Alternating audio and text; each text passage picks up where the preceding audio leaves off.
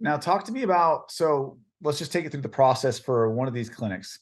They come in, they start running an ad for Shockwave, for a treatment for $50 or whatever that modality is. What does the typical patient journey look like for one of these clinics, or what would you advise a clinic if they wanted to start running a campaign like this? Okay. So, if a person comes in and they're like, hey, I want to get more, I want to fill up, I just bought a Softwave device, right? And I want to get more patients for this thing. The first thing is to choose one of the proven ads, click it, go. We know the lead cost, we know what they're going to get. And we also know what's going to happen next, don't we? This is cold traffic. So we also know that we're going to have a fall off rate, right? We believe, and well, not believe, we know that across whatever different conditions they are, we can get about 42% of those leads booked into appointments. Okay. So that's step number one. Really, that whole thing is step number one. Click a campaign, watch it go, get 42% booked onto the calendar. The next thing is show rate. Show rate is a place where nobody thinks about, but it's the number one place that everything falls apart or goes crazy, like goes really well. We had one doctor who threw in anybody who was who had set an appointment. He just threw in a 3 to 5 minute phone consult beforehand, and he doubled his practice in 2 months doing that one thing. Now, before that, so the status quo is, well, we want automation.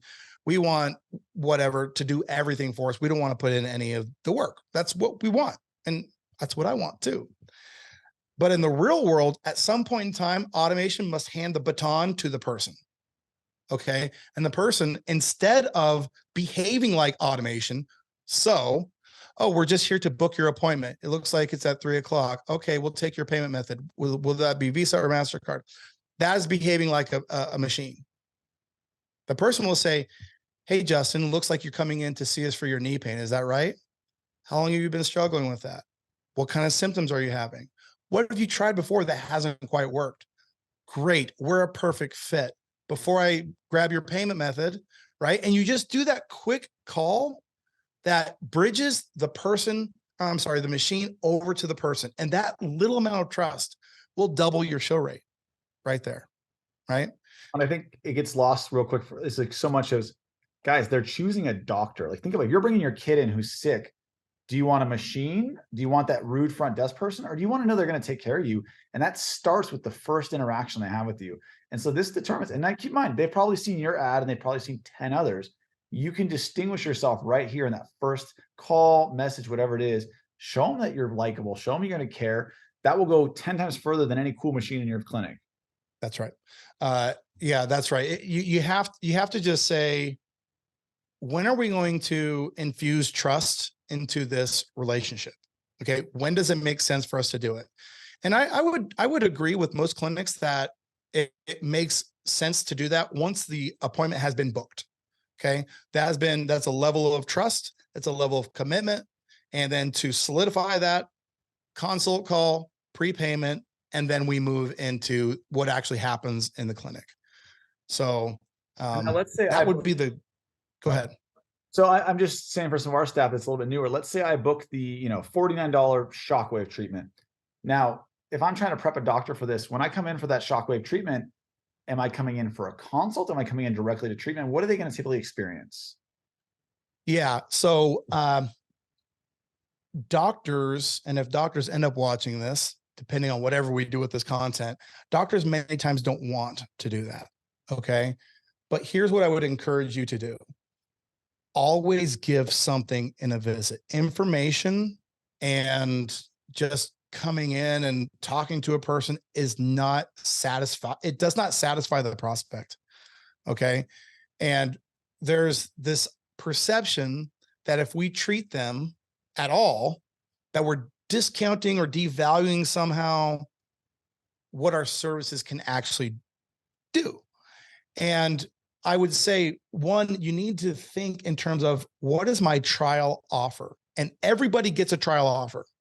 Okay. Meaning they're going to come into my clinic and they're getting something. And it's not just information, but it's some type of subjective experience. Subjective. That's the important thing. That person needs to feel like I'm coming in with knee pain, with back pain, whatever it is, and I need some tangible proof that this is different, that this is going to work for me. Now, so we call that a trial offer, right? So they're coming in, they're going to give you their $49. They're going to get a knee decompression treatment. They're going to get a consultation, and they're going to get a report of findings. They're going to get those things.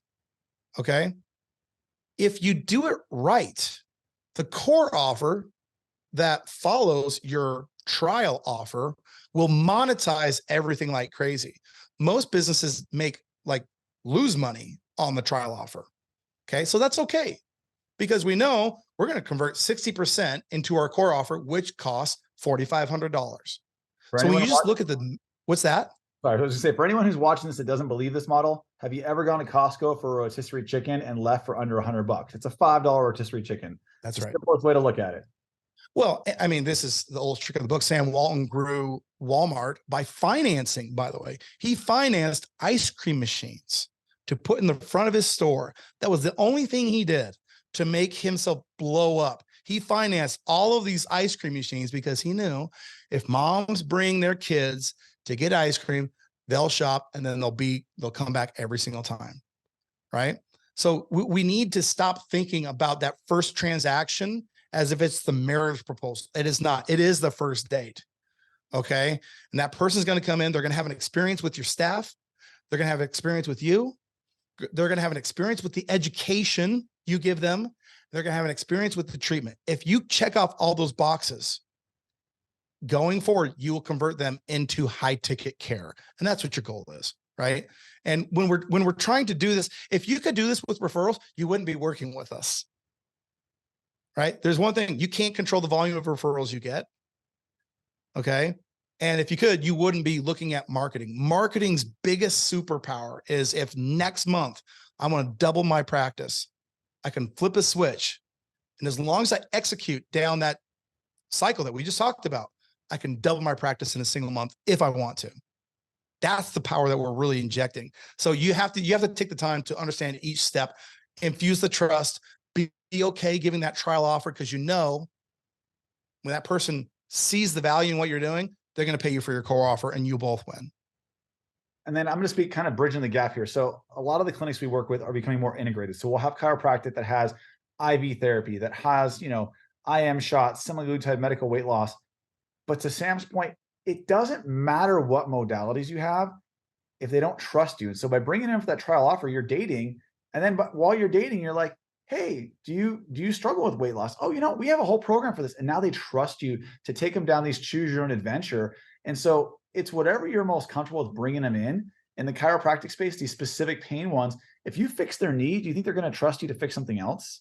And so it gives you so many more avenues to do this and vice versa. And so I think it's really important to understand that we don't want someone that's just going to do a chiropractic adjustment for $49 because there's no other path and there's no revenue and there's no care. But if you can get that initial treatment where they can come in, know, like, and trust you, everything else gets easier. And then you can start adding all these revenue streams on top of that. Yeah.